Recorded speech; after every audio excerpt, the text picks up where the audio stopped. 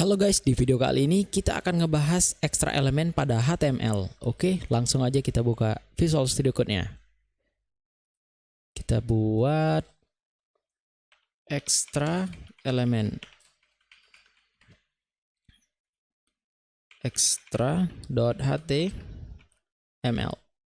Alright, tutup, buat template, tab extra elemen. Tab oke. Jadi kita save, kita show preview. Oke, langsung aja kita ngoding. Kita buatlah ya kan, extra elemen catatan. Kita pakai UL, OL ya, biar terurut, biar nampak. OL, LI. Pertama ada yang namanya elemen untuk membuat huruf itu jadi italik gitu. I, tagnya I, tinggal tulis nih. Kalian tinggal buat aja I gitu nih. Tinggal tulis apa yang mau kalian buat italik. Ini italik. Tuh, dia italik. Dia italik. Astaga. Kedua, ada yang namanya B, tahu kan B? Ini bold, tebal dia tulisannya. Ketiga, ada yang namanya ya kayak Microsoft Word tuh kan, italic, bold, ini garis bawah. Lalu ada lagi yang namanya LI, misal nih kalau kalian mau ngebuat rumus-rumus matematika gitu ya, kayak variabel gitu. Nah, bisa juga ada tag khususnya. Kalau kita buat gini kan kayak x2 tambah y2 gitu. 2 kuadrat ya. Y kuadrat gitu kan. Kan ini harusnya kuadrat itu kan di atas gitu. Pangkat 2 tuh harus di atas gitu kan. Nah, caranya itu tinggal pakai elemen pakai tag maksudnya, pakai tag yang namanya sub.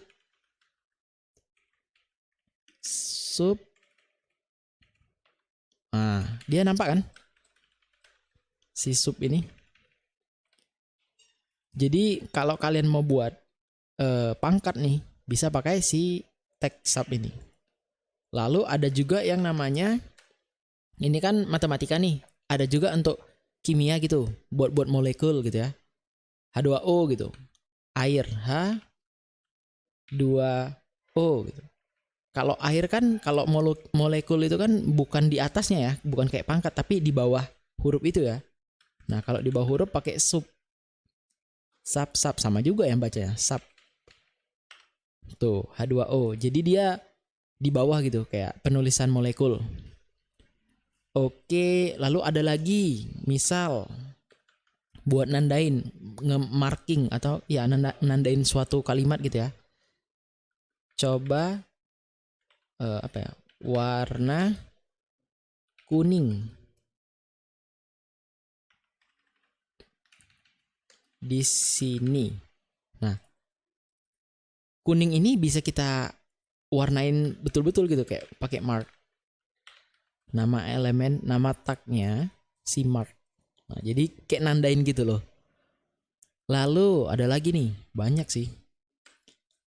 LI. Misal kita kali course, kita mau buat copyright. Copyright itu kan tulisannya biasanya kecil nih. Nah, bisa pakai small. Tag hilang.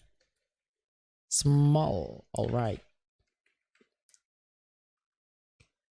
Small tuh. Kalau kita, nah kalian bisa lihat kan nih perbedaannya.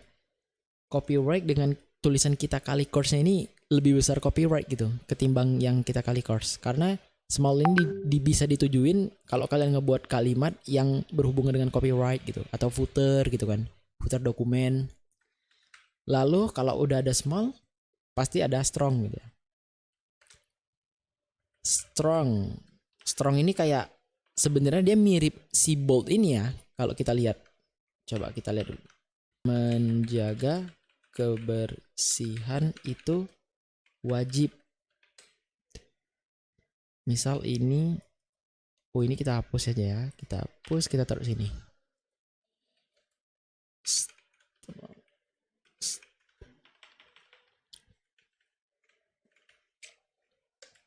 Strong.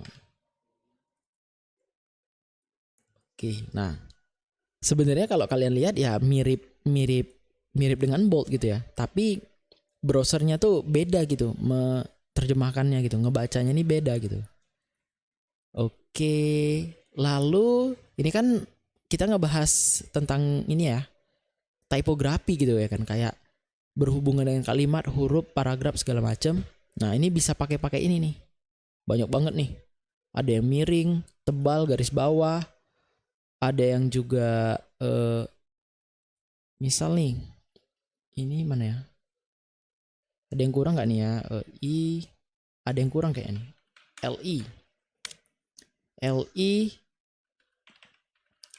Ins.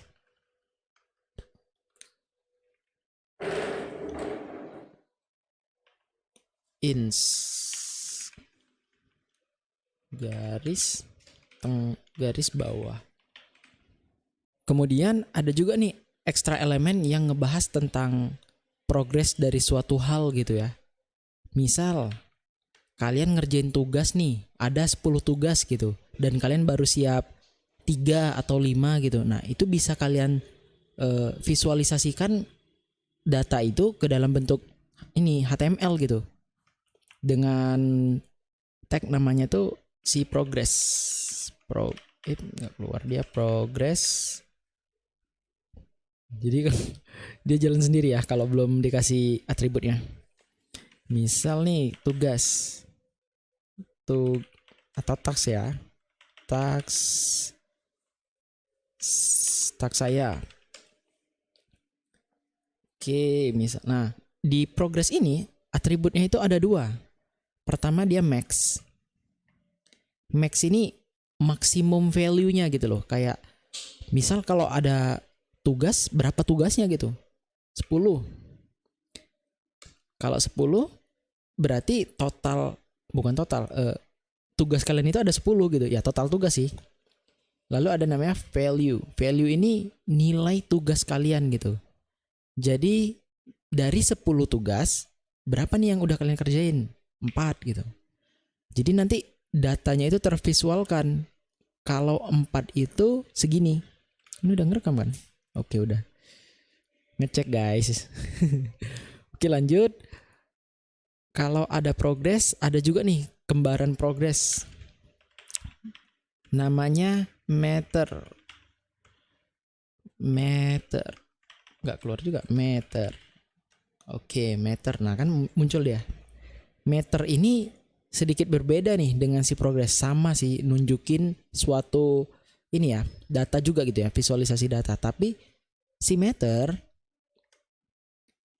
ada atribut tambahannya nih. Kalau ini kan cuma 2, maximum value sama value-nya, current value. Kalau si meter ada banyak nih. Misal ada min. Min ini minimum ya, minimum. Jadi dimulai dari 0 gitu. Maksimumnya berapa? Maksimum ya udah tahu lah ya kan. Jadi nilai maksimumnya ini 100 gitu. Lalu ada yang namanya value. Value berapa? 50 misal.